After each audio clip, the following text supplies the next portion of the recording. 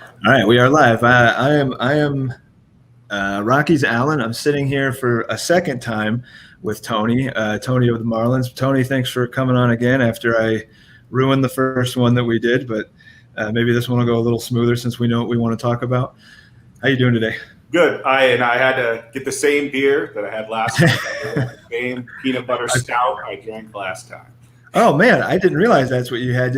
The other night when we did the Fabcast, I was drinking Left Hand peanut butter stout myself.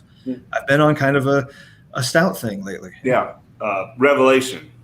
Revelation. Okay, is that like a black light bulb? Looks like or a balloon, or I think it's a light bulb. Yeah. Okay. I have not had that. Never really heard of it. Yeah, I'm always looking for new decent beer. Okay, yeah, I didn't know that was a peanut butter stout last time. I would have commented on it then. All right, so we're gonna do a bit of a quick hit with Tony. Talk about some of his his views on his team, because we've already done the trade shows. He's talked about a lot of his trades in the chat, so you guys know what he thinks about the moves he's made. Tony's got confidence in the moves he's made. Something I gathered from my first chat with him, and here I'm going to give him a little bit of an outlet to explain why. And where I want to lead off with that is, why is Victor Robles the only double-digit player you've kept around? Oh, so last time we discussed this, and this isn't a personal attack like we said last time, on the Juan Soto owner. Okay, Victor Robles and Juan Soto were pretty much the same guy. It's just Robles had a little more pedigree coming up. I got pulled up. Robles was higher for a little bit there. He was like the higher ranked guy. He was in 2019. He was number 5 overall prospect, number 1 in their team. He had a future value on Fantrax of 65, where Juan Soto was 3 and 50 overall and a future value of 50. Now, I'm not saying that they're going to play out. But Robles is 16, and I think we discussed last time Soto's like 72. 75, I think it was. 75. Yeah. Where, it's what? Oh, gosh, that's 1/6 or something like that. Quick math off my head. If all he has to do is even return 1/6 of the value, I'm saying he's going to return easily 1/3 of that value with the same, because the same pedigree they had coming up. So even if he busts, it's not that big of a risk to me, and I feel that he was the best price for his age and what type of pedigree he had coming up. Okay. And kind of like a post type thing, like we talked about. Okay. I was just going to say, you're kind of looking at Robles as kind of a post high. You've got a couple guys on your roster that could kind of be looked at that way. I know we had talked about Kingery before. He kind of falls into that category with me, and maybe even Oscar Mercado after having he went 15-15 like in 2019, and if memory serves, was not very good in the short season of 2020. No. And that lineup has no one knows. We're all just guessing what the Indians are going to do. I mean, because you can slot J-Ram in. That's about it. Yeah, that's and probably who do they just trade? Is it? Lindor. Yeah. No, not Lindor. Or no, the twin, the guy who's used to be was it Rosario, I think, or yeah. I mean, those two about that. That hadn't happened when we last talked. No. So I mean, those two for sure. Outside of that, I don't think anybody knows what they're going to do with their lineup. And I like Mercado. I do. I'm kind of more on him in a roto sense, but it's hard to ever say that in a 30-team league that like, oh, I'd like this guy more in roto, but I would like any guy that's going to have everyday at bats. Yes. It doesn't have to be a roto specific thing in a 30-team league. I like him because he's getting at bats, and for $5 especially. And I think if I remember right, he's left, center, and right. You know what? I don't actually know, but I know for sure he was, a center field guy, but I like Mercado, for $5, I'd probably, he's left, center, right. And the guy's only 26. I was trying to figure out, would I rather have $5 Oscar Mercado with full outfield eligible, or I've got, is he $5 or $6 Sam Hilliard? And I think he's the same, because I've been trying to get him off you. Yeah. And I think you and some others, yeah. I think he's that same type of. I know he's at least double outfield eligible. I don't know. I mean, I think he's got 2 spots. He's all 3. Is he all? Yeah, he's all 3. He is, okay. Yeah. As long as he didn't, get one chopped off when tracks updated or whatever, and we all had to sit and be terrified that some of our guys were going to lose position eligibility. Yeah, you with Moose too, I remember. Yeah, God, man, I was scared. I don't remember who it was that popped up in the Discord and was like, so-and-so just lost his third base or whatever it was. I said, oh my God, I haven't looked yet. I really hope Moose is not just first base eligible. I mean, that's maybe where I would play him. I've got Fuentes, but this isn't about my team. This is about the Tony team. Along those lines, though, was it your intention to, like, there was some that said Tony's going to keep going until he has no double-digit players? Yes. Roster. Was that kind of a way that you were actively trying to go, or is that just kind of the way it worked out? Well, it's just like, and we discussed this last time, and I've said it in the chat, where there was a turning point in the auction. It was day 3 when I got quote unquote stuck with those 5 players. The rest of my contracts had to be below double digits, pretty much outside of Robles that I got. Like, and he was a huge target of mine going into this. I wanted it, like I kind of discussed the Soto versus Robles. Like, he was a target I wanted to build around. I kind of wanted my team to be in that 16 to 20 to 25 range. But when you have you have that pulled up, I got 41, 42, 31, 35, and 29. That's over, I'd say 60. It was close to 60 to 65% of my budget spent in one fell swoop because all those guys went off. Well, they were all on the board, and I couldn't really – I had to plan on winning them all until someone outbid me. No one outbid me. Which they didn't, yeah. So I had them, and I had to adapt. So that was not my – sorry, go ahead. Yeah, that was not my plan to not end up with double-digit guys. But as it is now, though, I mean, is it now? Because you finagled your way into this roster with, through your, I think, was it 24 trades? Yeah, 24 trades. We talked last time. I'm full disclosure. I'm not going to hide anything. I'm going to not hold anything back. Right now, you can scroll down to the bottom of that screen you have, and it shows that I had 9 empty roster spots. I'm not going to sacrifice an active MLB roster spot. Now, if I have, like we talked about Oscar Mercado for $5, if the guy pops off and he can turn into a $20, $30 player in this league, would I be willing to move him? Yeah. And I could take on maybe a failed contract of a $15 to $20 player that someone doesn't want. That's how I'm looking at it is if I can get something that's a return on the value, and someone wants it, because if he has a $5 player and if he's performing like a $20 or $30 player, I should be able to get maybe a failed $10 to $15 player back that I might like that's having a down year. So you want to be like a in-year sniper. Yeah, like a day trader. Yeah, swinging for value. Yes. Oh man, something happened where I'm hearing myself. My mic. There we go.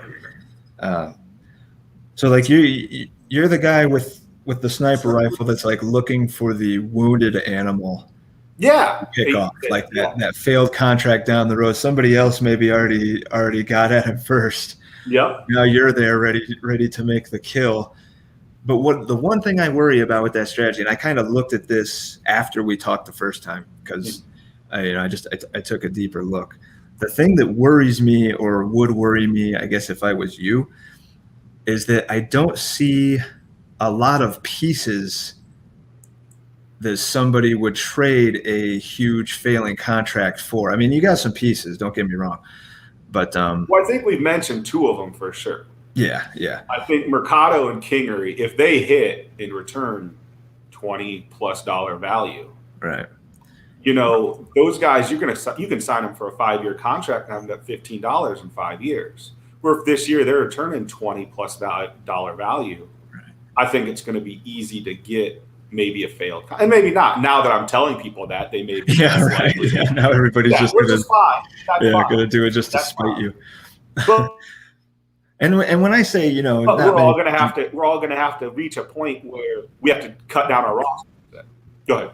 Oh yeah, absolutely. You know, like Jeff was saying earlier in the Discord today, he thinks he's going to be one of the teams, and I know I'm going to be one of the teams that has some difficult decisions to make after this first season because we've taken on a lot of money. You are not going to be, and you know, unless you do something absolutely crazy, you're not going to be in that position.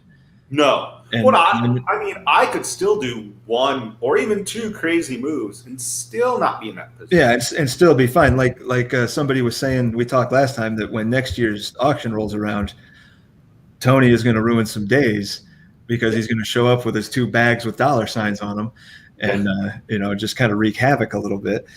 And yeah, because I mean, the set, like, say, and it's again not picking on, but say the $75 Soto fails, and that guy has got to make a choice to. Because I think the guy who is the guy who has Soto and Tatis or something like that. I think. I think the same guy has either Trout and Tatis or Acuna and Tatis. It's 2 high dollar guys. Yeah. Okay, let's just use that for example. He's going to have to make one of them busts. Let's just say hypothetically, he's going to have to make the decision: does he want to keep that $70 player or not? Well, geez, even if he doesn't bust, I mean, it's a huge portion of your payroll tied up into 2 guys. And, you know, I kind of went that same way. I traded for $60 Garrett Cole. These are going to be choices that I have to make. Now, that's maybe putting the cart in front of the horse a little bit because we still have the full season to play out. Nobody knows what's going to happen, you know. Mm-hmm.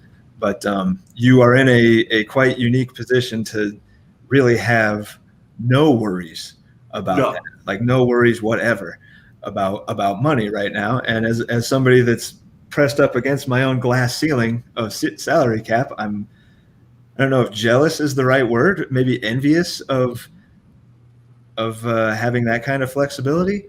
And I haven't even quite figured it out. Like, I mean, I think I'm at a total of whatever it is, but I haven't even figured out how long I could keep this team. I know it's at least 1 or 2 years. I could. Oh, geez. Yeah. As it stands right now, you could keep them. I don't even know if I could fully extend all of them for 5 years if I wanted to. Yeah, you may be able to do that because you know your highest guy after Robles is what $6. Yep. Like Nico. Well, I've got Kingery and I think Kingery's 6 and Kingery and Nico. Yeah. Yeah, Nico's 6. Yeah. So even your mid-range guys are, you know, some of the cheapest players on other rosters. Well, yeah, and then the other part too about that is every single minor league position I have is $1. Every minor league I have is $1. So even when they come up, it's $1 contract. You know, some of these top prospects, you know, went for. Well, you drafted Gore. I mean, you were the Gore guy at 29, which you know hurts you in the auction, takes your auction dollars away. Once the season starts, he's in the minors. But if he comes up, yeah, that's a $29 contract.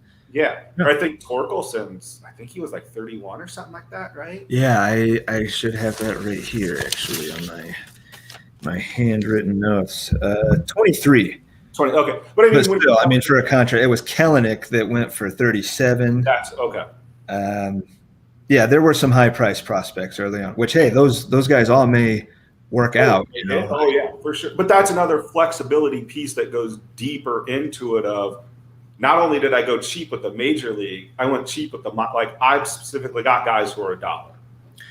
And that's what I just had pulled up. I had Tyler's power rankings, and they actually don't hate your minor leagues all that much. It's got you in the middle group. Yeah. You know, it's not a terrible system. I know some guys, you know, I don't know. I might like yours more than I like mine, and I'm a few spots ahead of you. Maybe probably just because of Helio Ramos. Like I love him, but you've got the depth. Yeah, because I have every spot filled without. Yeah. I take that back. I've spent $1 in FAB because I spent it. So I haven't spent FAB. You know, that's the thing that people can look at is, oh, well, you traded away the cap, you traded away whatever. Yeah, but I look at what my finished product is and what their contracts are versus. Remember in Fabapalooza, what was it? Alex Wood went for whatever. 30, 33, 35. Yeah. Yeah, like that's his contract. Yeah, it is.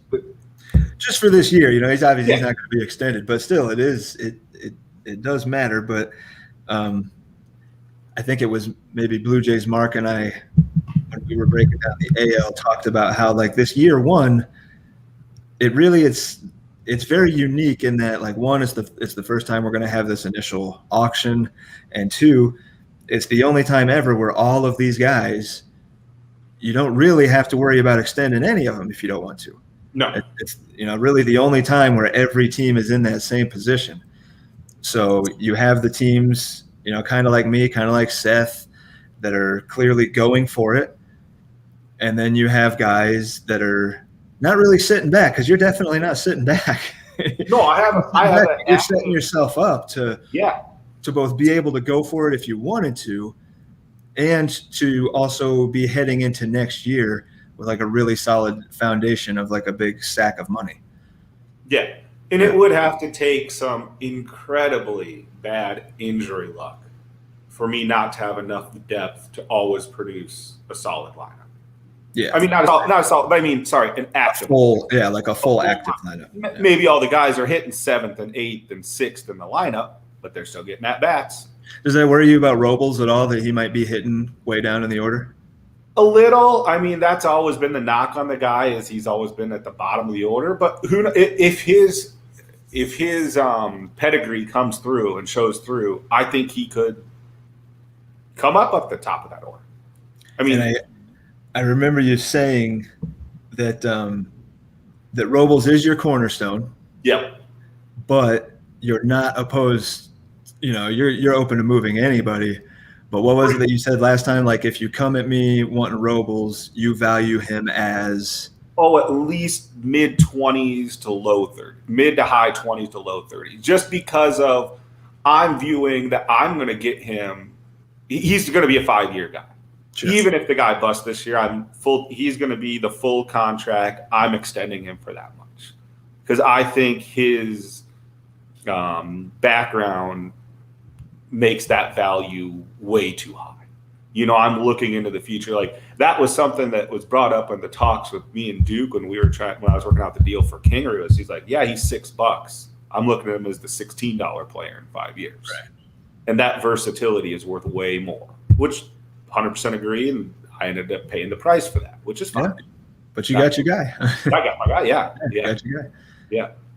Well, you're probably one of the few teams that can say right now, like with confidence, that I can definitely fully extend my highest price player. Yeah, and not sweat out. I don't know how many other teams can. I haven't done as deep of a look at everybody now that Fab is over and stuff as I should have, but you've got to be one of a small handful of teams that can say with confidence and certainty, I can extend my highest price guy for the full 5 years right now if I wanted to, and it wouldn't fuck me up that much. No, no. That's not bad. So along that same line there, looking at, ahead to your future a little bit, I know you said you're always open for business and all that, but are you content with your team, like right now? If the season started tomorrow, are you content with what you have rolling into it? Yes, and we kind of touched on this last podcast, where most of us are used to 10 to 15 team leagues. You're going to want someone in the 6 to 10 range in the shortstop position, the third base position, yada, yada, yada. My goal going into this is I want someone who's in the 15 to 22, 23 range in each position. No, is Aguilar amazing? Is Adame is amazing? Is Bode amazing? No. But I don't think they're below 24, 25 at each position, because they're guaranteed. Most of them have pretty solid roles. Like Aguilar is the first baseman, I believe, for the Marlins. Like, I don't think anyone's as far as I know. Yeah. Kingery has a pretty solid spot with his versatility. I'm hoping Boat sticks at third and they get rid of Bryant, like we're talking about. Even if he time. doesn't, though, he's going to play. He can play second. He can play third. Yep. He can play some corner outfield. Like, he's going to play. Taylor's going to play every day in that Kansas City lineup. And then Straw, I don't know if that was with you. I think you had Straw. Yeah, that was me.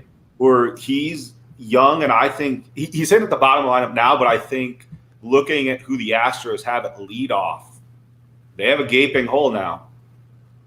I mean, he's super fast. He's got double plus speed, and if he does get to the top of that lineup, he could score a lot of runs.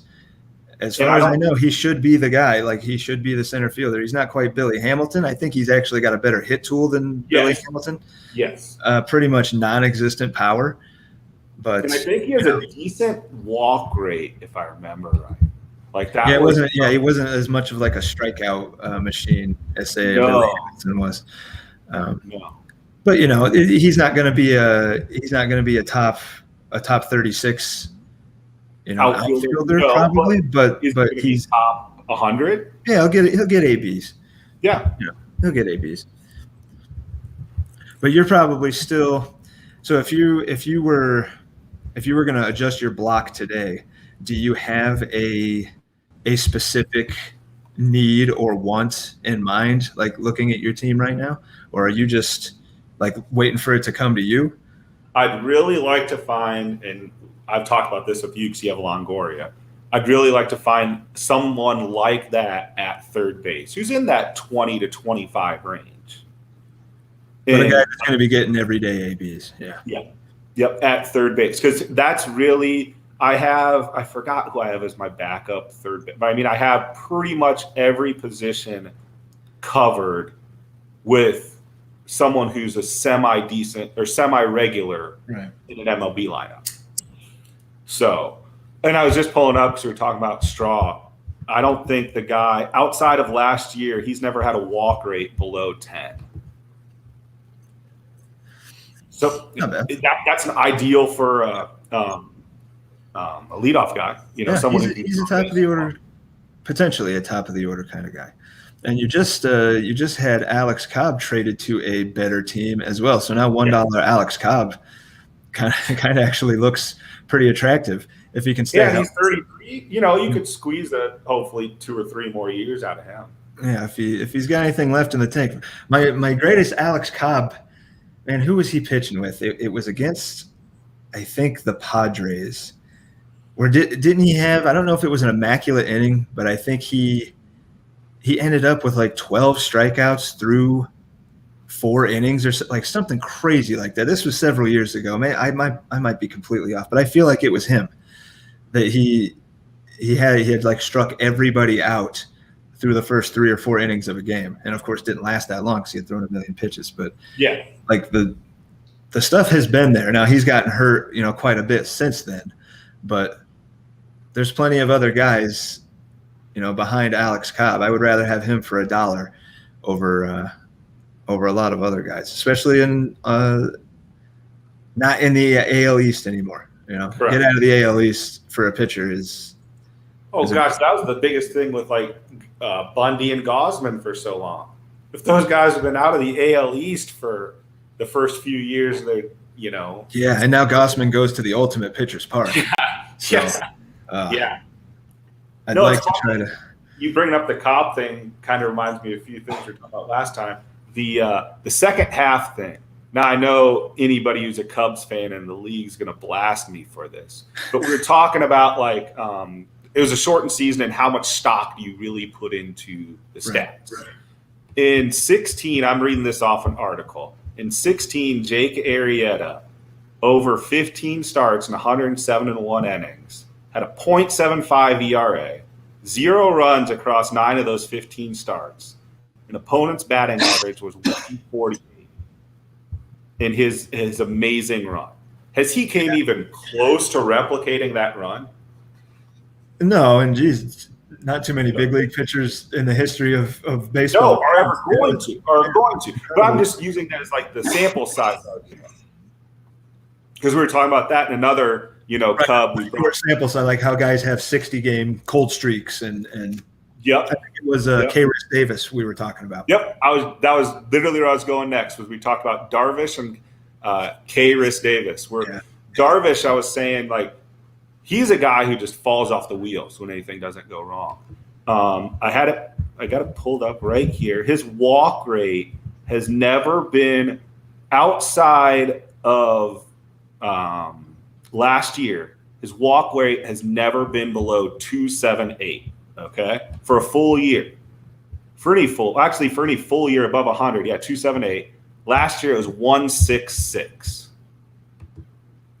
Maybe he is who he is at this point. Yeah, maybe he just figured it out.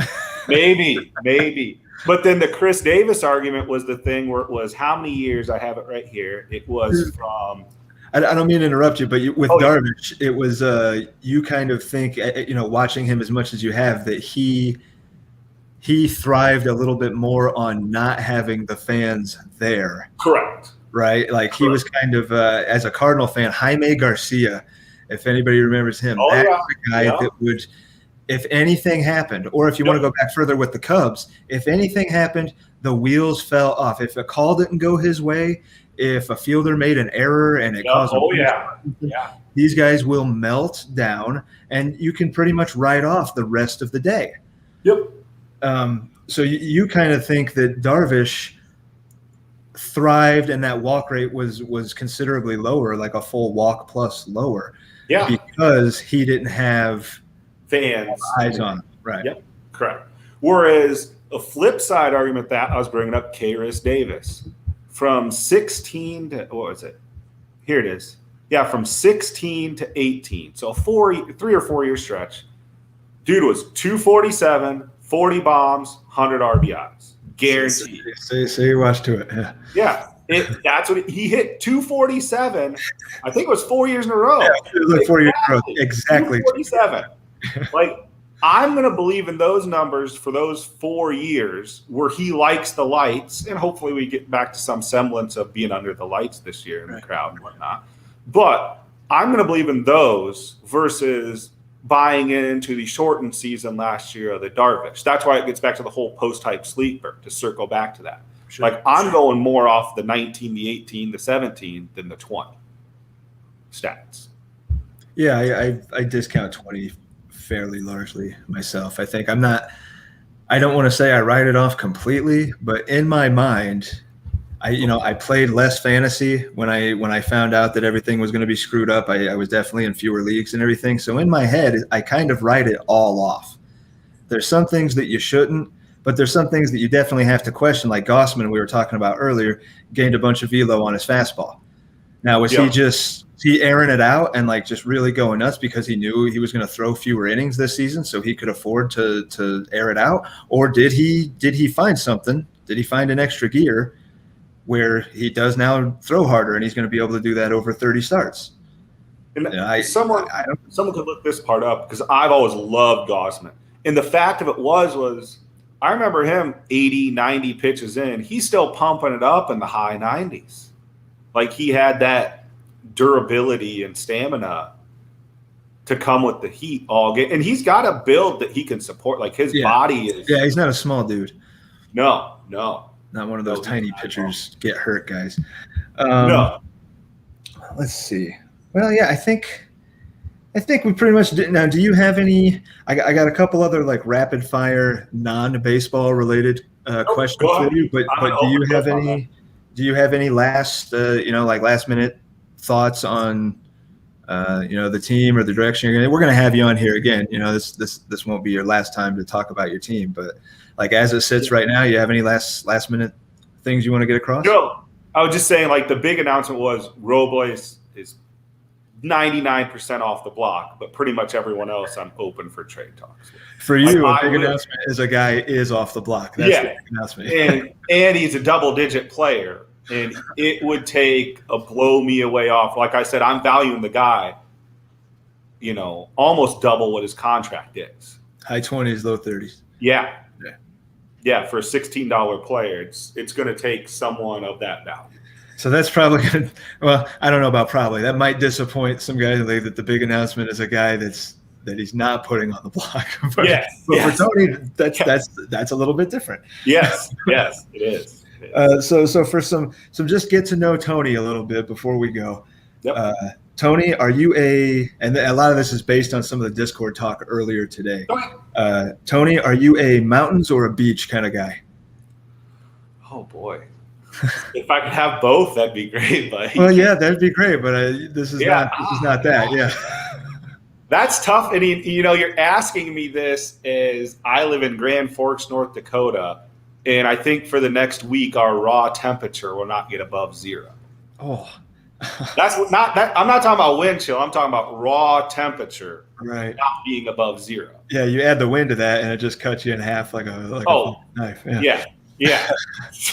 So right the now, beach is sounding pretty good. yeah, yeah, yeah, All right, so yeah, we'll mark you down tentatively as a beach. yeah. Oh man, I got such weird weather here. I'm on the western slope of Colorado, and when I wake up in the morning, it's the desert. I wake up in the morning and it's cold. And then yesterday I got up to 56 degrees, but then today it's like really sunny, but it's ass cold again. It's so bizarre.